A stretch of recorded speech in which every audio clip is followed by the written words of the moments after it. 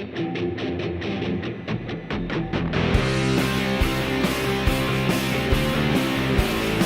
kasih. Baik, Assalamualaikum warahmatullahi wabarakatuh. Selamat pagi dan mudah-mudahan semuanya dalam keadaan sehat walafiat.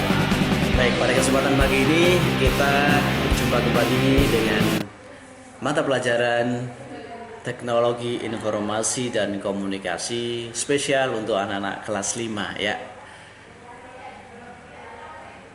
Mudah-mudahan semuanya masih semangat untuk kembali belajar mata pelajaran ini karena kemarin kita sudah ujian ya. Baik, hari ini kita akan belajar tentang internet sebagai sumber informasi ya. Materi kita adalah menjelaskan tentang jejak digital dan cara menguranginya seperti apa, nanti akan saya jelaskan, dan menjelaskan cara melakukan riset dengan menggunakan mesin pencari dan ensiklopedia daring. Nah, ini sangat seru, sangat menarik sekali karena ini ada di kehidupan kita sehari-hari. Apa jejak digital itu? Apa sih jejak digital itu? Nah, di sebelah kanan sudah saya gambar kaki itu ya. Nah, itu gambar kaki itu. Jejak digital adalah segala rekaman jejak perjalanan seseorang yang terekam melalui aplikasi smartphone, HP anak-anak itu ya, seperti GPS, media sosial. Itu di gambar kakinya ada Facebook, ada email, ada YouTube dan seterusnya. Keseluruhan data digital yang membentuk jejak digital merupakan yang tersimpan di komputer maupun yang tersimpan online. Jejak digital milikmu adalah kumpulan dokumen digital maupun akun digital yang telah kamu buat atau unggah. Setelah kita buat email, kemudian masukkan password, setelah itu kita tutup laptopnya. Nah, disitulah nanti akan menimbulkan jejak-jejak digital. Jadi kita harus berhati-hati dalam meninggalkan jejak digital itu. Di sebelah kanan sudah saya berikan gambar ya. Ada WhatsApp, ada IB dan seterusnya, ada Instagram. Itu adalah jejak-jejak digital yang sekarang rata-rata dipakai oleh banyak orang. Nah, anak-anakku sekalian, jejak digital itu tidak mengenal umur. Meskipun anak masih usia 3 tahun, dia bisa mengupload foto, ya tetap ada jejak digitalnya di internet. Jadi meskipun kecil, meskipun orang tua, dewasa, itu semuanya jika mereka masuk ke dunia internet maka akan menimbulkan atau ada bekas jejak digitalnya. Jadi anak-anak harus hati-hati ya dengan jejak digital itu. Nah, selanjutnya jejak digital itu dibagi menjadi 2. Yang pertama adalah jejak digital aktif ya. Adalah data atau informasi yang dengan sengaja ya atau sadar diunggah oleh seseorang ke dunia maya. Dunia maya itu adalah dunia virtual ya, atau bisa diartikan adalah dunia yang tidak terlihat ya. Mengirimkan email adalah salah satu contoh dari jejak digital ini. Mengirimkan email, bermedsos, Facebook, Instagram dan seterusnya, itu merupakan jejak digital aktif. Tapi kita secara sadar. Bedanya aktif dan pasif itu ya. Kalau aktif adalah secara sadar kita mengunggah di media sosial. Yang kedua, jejak digital pasif. Apa sih itu? Adalah data yang ditinggalkan tanpa sadar. Nah, ini bedanya. Kalau ini tanpa sadar oleh pengguna ketika berselancar di dunia maya. Seperti search history, bekas-bekas history atau apa tadi yang sudah kita ketikkan, itu nanti akan ada jejaknya. Yang biasanya disimpan oleh mesin mencari ketika kita login dan menggunakan layanan mereka. Contoh kita buka Google gitu, kita mengetikkan di situ mencari sepatu baru gitu. Maka nanti jika ada orang lagi ke situ dengan mengetik sepatu langsung ada lanjutnya baru. Nah, itu namanya history. Bisa saja orang bisa mengakses password anak-anak Jadi harus hati-hati dengan jejak pasif ini.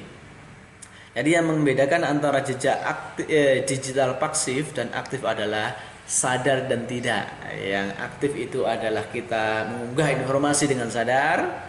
Yang pasif adalah kita mengunggah informasi dengan tidak sengaja atau tidak sadar. Tidak sadar kalau ada bahaya. Ternyata tidak asal kita mengunduh atau mengupload di internet, harus menggunakan aturan-aturan yang berlaku ya. Oke, itu tadi adalah jejak digital ya.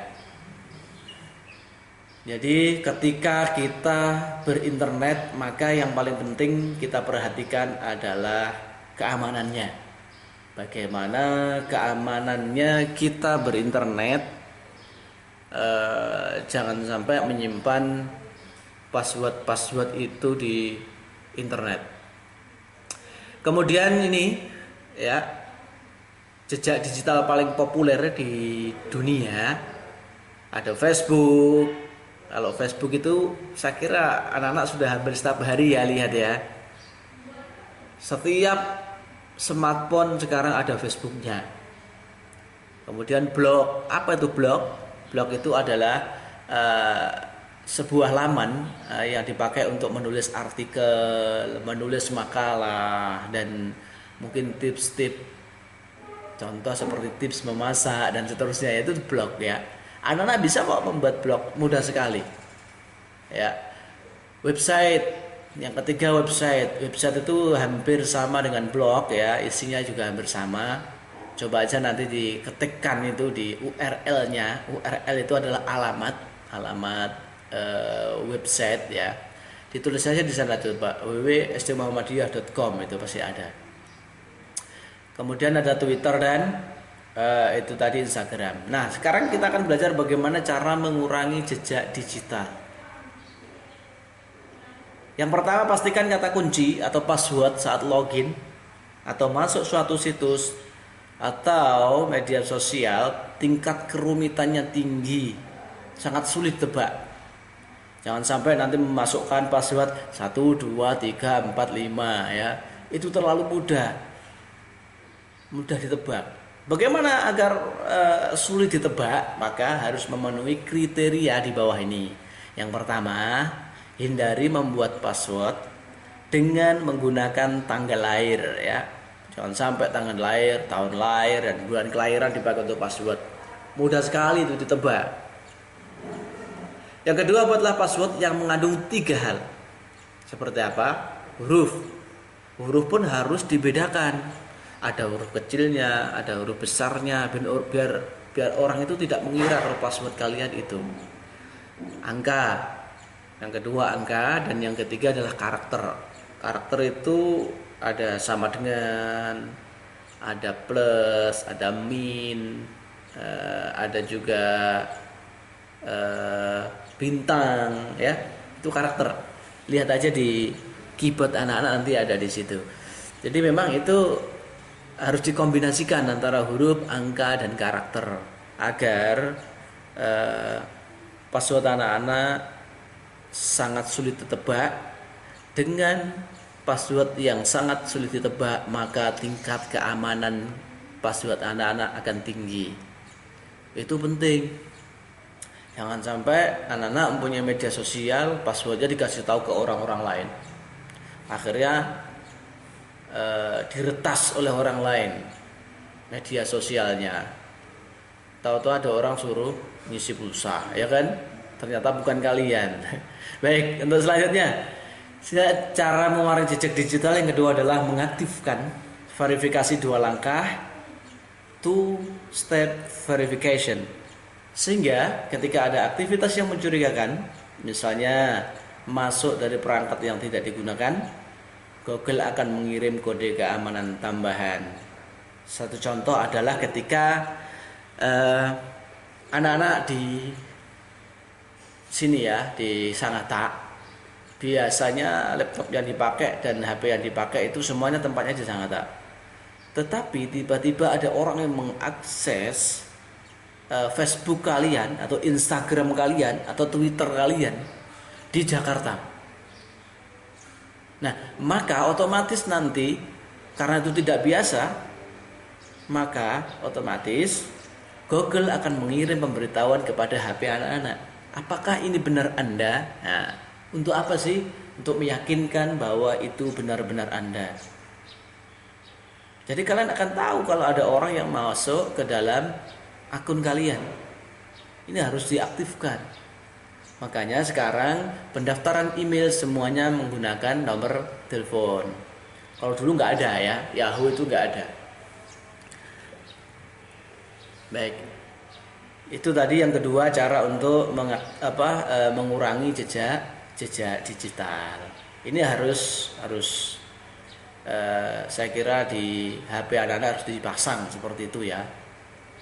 Selanjutnya adalah bagaimana cara kita mengurangi jejak digital yang ketiga, yaitu bijak berinternet. Jangan mudah terpancing dengan konten yang negatif, apalagi menyebarkannya. Ya, apalagi terkait isu sara, suku, agama, ras. Itu berbahaya sekali anak-anak. Jangan sampai ada perselisihan tentang agama dengan tetangganya, kemudian di-upload di media sosial. Wah, ini berbahaya. Bisa-bisa anak-anak nanti terkena undang-undang ITE, undang-undang elektronik ya. Hati-hati.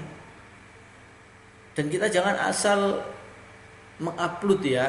Oh ya, gambar pokoknya diupload gitu. Atau mungkin meneruskan pesan-pesan dari orang yang nggak jelas. Sumbernya nggak jelas. Ternyata itu hoax. Nah, yang nyebarkan siapa? Kita. Wah, ini bisa nanti kena hukuman kita nih. Jadi ini sangat berbahaya sekali. Jadi anak-anak hati-hati ketika berinternet. Jangan mudah terpancing dengan konten-konten yang negatif seperti itu ya. Apalagi sekarang kita mau mengakses apapun bisa. Selanjutnya adalah agar orang lain tidak mengetahui di mana keberadaan kamu sekarang, maka caranya cukup nonaktifkan lokasi. Temukan di pengaturan pada 3 titik di kanan atas laman Google, di kanan atas. Jadi kalau di HP anak-anak itu ada di sebelah kanan atas ada titik 3 itu.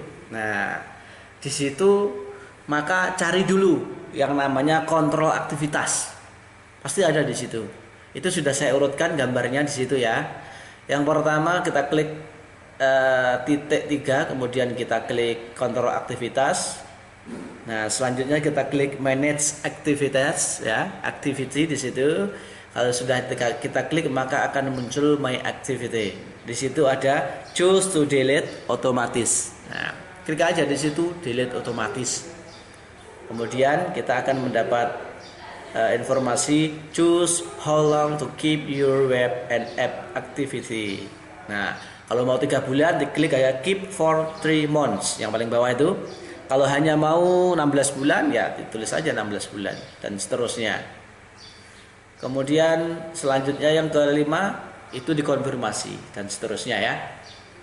Baik, untuk mengurangi jejak digital yang kelima adalah tidak mengunggah informasi sensitif seperti nomor KTP, PIN, kata sandi, alamat rumah, nomor telepon dan tanda tangan. Sangat berbahaya sekali anak-anak. Sekarang lagi marak yang namanya pinjaman online dengan hanya bermodal foto KTP. Nah, ya kan? Contoh bagaimana? Ternyata kalian mengunggah foto-foto itu di internet, kemudian dimanfaatkan oleh orang yang tidak bertanggung jawab. Anda tidak berhutang, tapi ternyata orang tua kalian tahu-tahu punya hutang banyak.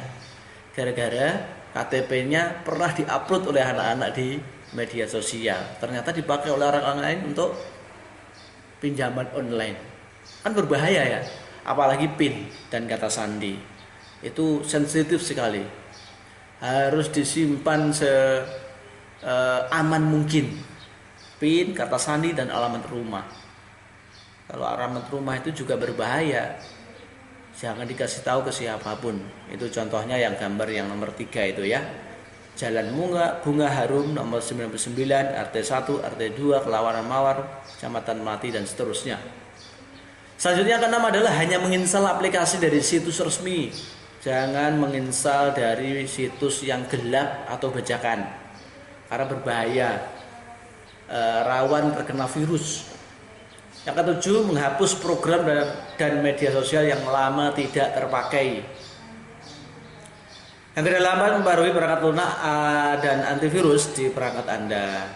Sebisa mungkin laptop atau komputer atau HP anak-anak itu jangan sampai tidak dipasang antivirus ya, untuk mengatasi virus-virus jahat yang masuk ke dalam laptop kita.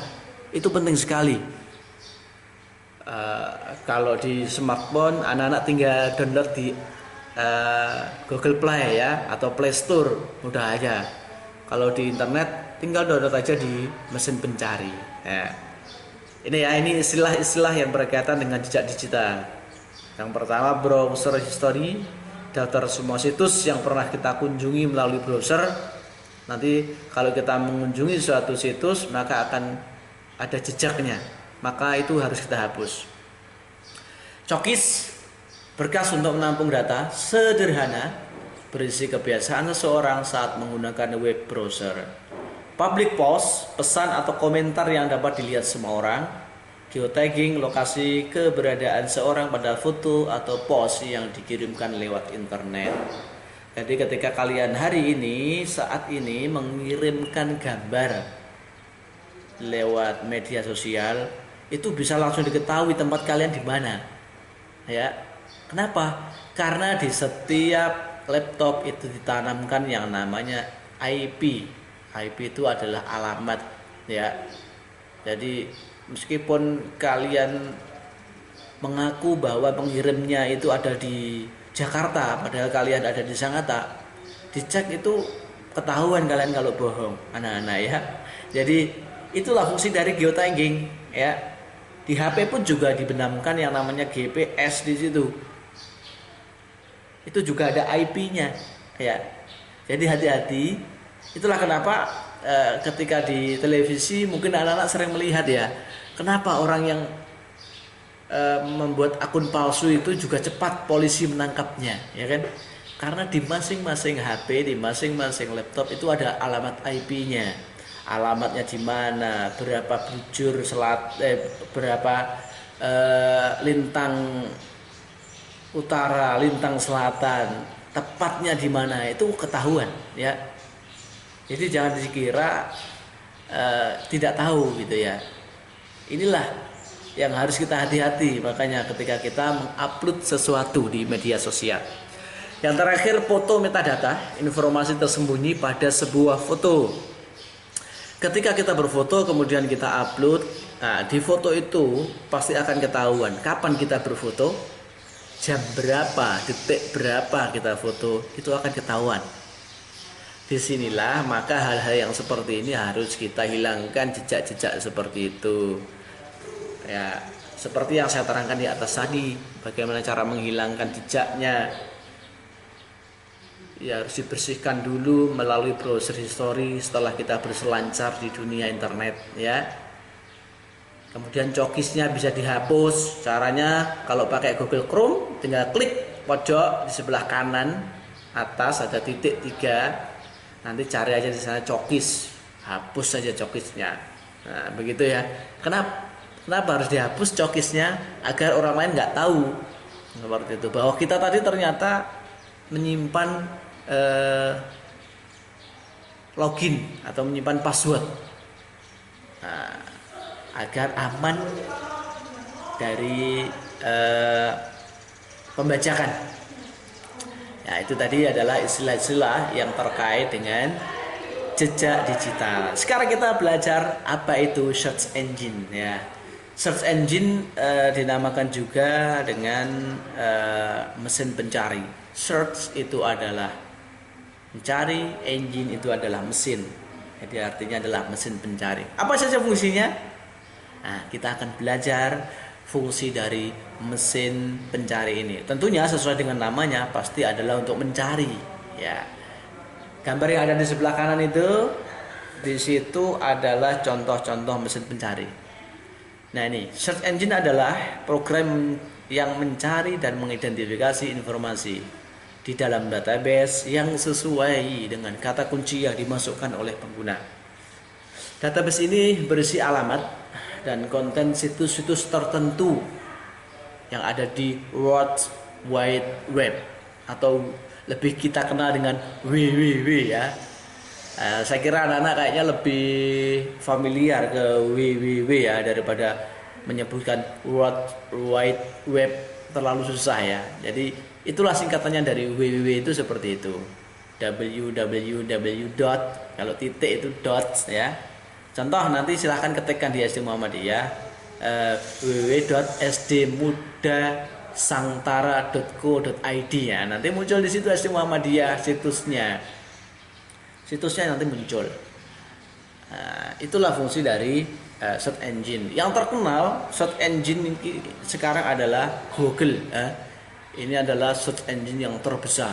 Oke, kita lanjut. Ini fungsi umum, mengindeks alamat dan konten di situs web, menyediakan informasi melalui kata kunci, media pemasaran promosi, mempermudah mencari gambar atau foto. Baik, supaya anak-anak lebih jelas tentang media mesin pencari, mari kita sama-sama lihat video yang ada di samping